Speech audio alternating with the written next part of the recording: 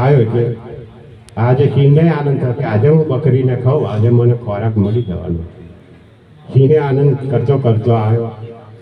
હવે બકરીને જોઈને જોયું, હે બકરી બેન, તમે અહીં કેમ બેઠી? તો કે રાજા, તમારું પગલું હાથીને બેઠી. ઓહો હો, મારું પગલું તમે હાથી? ખરેખર સિંહે એ બકરી બેન ધન્યવાદ આપી. કારણ કે ખરેખર એમ આ ભૂપતરામ મહારાજે એક સદગુરુનું આ એક પગલું ખરેખર આજે એમણે સાચવ્યું છે. એટલે ધન્યવાદ છે ભૂપતરામ મહારાજને. ખરેખર આ મનુષ્ય તન નાવ હે સાગર તારણ વાણ, ભવ સાગર તરવાને કારણે મળ્યો મનુષ્ય અવતાર. પણ આપણે હવે કઈ ગતિમાં જઈએ છે, આવશું આ કહેવાય. આ જગત એવું છે ને, જગતના 25% સંતોને તમે ઉપરથી બ્રહ્મા વિષ્ણુ ને મહેશ આવે ને તો આખા પાછા થાય એવા નથી. 75% એવા માણસ છે ને કે નહીં સુધરેલા કે નહીં હારા, અધ્વજ વાળા બધા. એટલે ખરેખર આ 25% જે મનુષ્ય છે ને, જે જીજ્ઞાસુ, જે ગુરુના લાડીલા, ખરેખર એમને ધન્યવાદ છે. આ તો આ સંતોની સભામાં બધા સમજેલા પુરુષો છે, બહુ સત્સંગની અહીંયા જરૂર નહીં. કોઈ જિજ્ઞાસુ પુરુષ જ છે, બાકી બધા ગયા 5 વાગ્યા 6 વાગ્યા ભોજન સમારંભ કરીને નાહી જાય અત્યારે ખાટલામાં. પણ ખરેખર આ મનુષ્ય તન નાવ સાગર તારણ વાણ, ભવ સાગર તરવાને કારણે મળ્યો મનુષ્ય અવતાર. તો આપણે શું કરવાનું? આવું નવું કરતા રહેવું છે. હવે આટલા સંમેલનો મને અધિકાર મળે ભાઈ 15 વર્ષ થયા. રાવજીરામ મહારાજ, આજે અમારા હિંમતરામ મહારાજની 13મી પુણ્યતિથિ આવશે, ચૈતર સુદ હનુમાન જયંતિ. હવે 13 વર્ષ મેં સંમેલનો એટલો બધા મેં જોયા, મારા ભગવાન એનો પાર નહીં. પણ દાડે જઈએ તમે જુઓ ને બાપુ, ઓછું થતું જાય. કોનું કારણ શું? હમણાં મેં રાવજીરામ મહારાજ સોજાલી વાળા બેઠા છે, એક વક્તા પુરુષો વધારે છે, શ્રોતા ઓછા. પેલા કહેવું કોને અમારે ભણનારા જોવે ને કોણ? એટલે ખરેખર આ મનુષ્ય આપણને મોટો માનવ દેહ મળ્યો છે. આ મનુષ્ય વારે વારે આવતો નહીં, બધા જાણીએ. નાનું છોકરું હોવું જાણે. આ છેલ્લો ગણો, પહેલો ગણો. આ અવતાર એવો છે કે પશુ કાપણિયા બને, નર કા કશું ના હોય. પણ જો નર અપની કરણી કરે તો નરનો નારાયણ થાય, નરનો ભગવાન થઈ જાય. પણ કરણી કરવી પડે. તેવા સાચા સદગુરુના સાનિધ્યમાં જાઓ.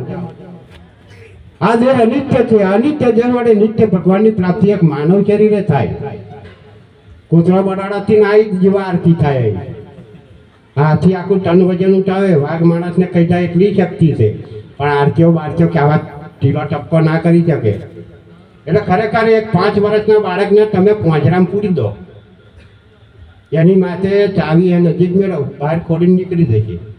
અને પેલા સિંહને પોંજરામ પૂરો, એનાથી નીકળાશે. ચાવી એની નજીક છે તો એનાથી નીકળાય નહીં. બસ આટલો ફેર છે. એટલે ખરેખર આ મનુષ્ય અવતાર આપણને મળ્યો છે, વ્યર્થ ના જાય. આ 184 ભોગવતો બૂમો પાડતો એક છેલ્લો દરવાજો. આ દરવાજો જો તમે ચૂકી ગયા તો કાશો જમના માર. કોણ જાણી શકે રે કે સવાર કાલ કેવી થશે મારા ભગવાન? જાગો ત્યાંથી સવાર. એટલે ખરેખર એક સંત હતા ને, સુરદાસ હતા. હવે એ સુરદાસ સંત હવે એક ગામમાં રહેતા હતા. હવે એક ગામ આવું નોંધોલી જેવું.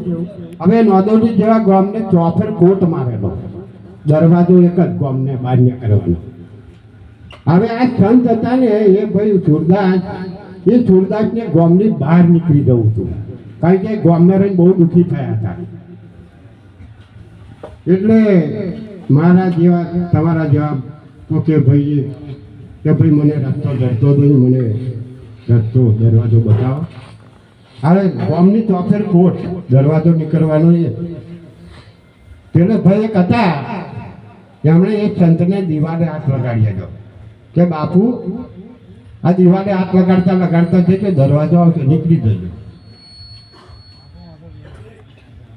ખરેખર દિવાલે હાથ લગાડ્યો અને સૂરદાસ હેડવાનું ચાલુ રાખ્યું, જાય છે.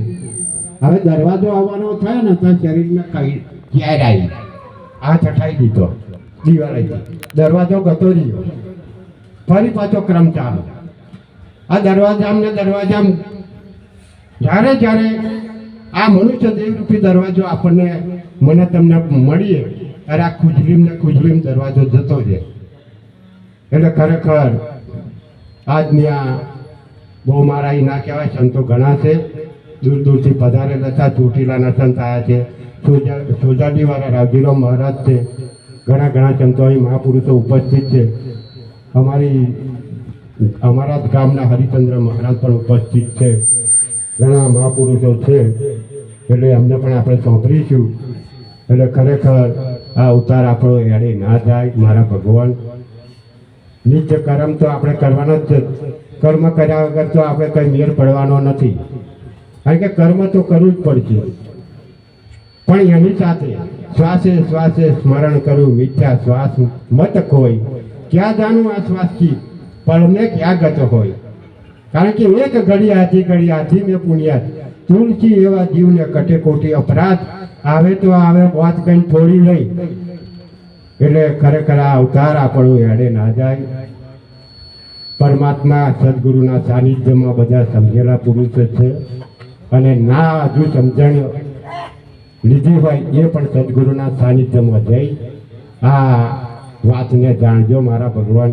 અને કંઈક જીવન આપણું ધન્યવાદ થાય. કારણ કે મારે બહુ નહીં કહેવું, પણ આપણા ચોથી પેઢીના 5મી પેઢીના દાદાનું નામ જાણવું હોય તો આપણને ખબર પડે. આગળના સંતો નરસિંહ મહેતા હજારો વર્ષ થઈ ગયા, આખો પીપો નરસિંહ મહેતા, ચંદ રોહિદાસ જુઓ, હજારો વર્ષ થઈ ગયા, તો એમનો નામ દઈએ આપણે. આપણા 7મી પેઢીના દાદાનું નામ હજુ આપણે જાણતા નહીં. એટલે કંઈક જીવનમાં આવ્યા છો તો કરો, કંઈક કરતા જાઓ, કંઈક નિશાની મૂકતા જાઓ, જેથી તમને તમારો પરિવાર, તમને ગામજનો યાદ કરે. બસ આટલો જ ફેર છે. એટલે ખરેખર આજનો આ કાર્યક્રમ ભૂપતરામ મહારાજના જે પ્રણાંગની અંદર સંતો તેડાયા, અને દર સાલની જેમ આ સાલ પણ આ કાર્યક્રમ આનંદ મંગળથી જે થઈ ગયો છે. તો ખરેખર સદગુરુ મહારાજ એમને ખરેખર ગુરુની કૃપા અને અમારા સદાય માટે એમની ઉપર આશીર્વાદ જ છે. બોલો સદગુરુ મહારાજની. હવે રમેશરામ મહારાજ.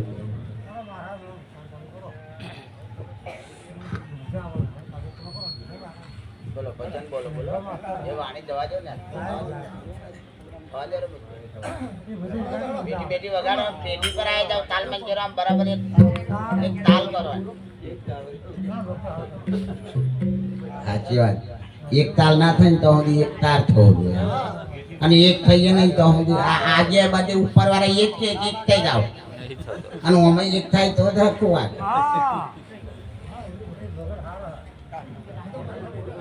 અરે સદગુરુ મહારાજ કી જય. હા લ્યો, અમારે તો અડધો ટેકો આવી ગયો.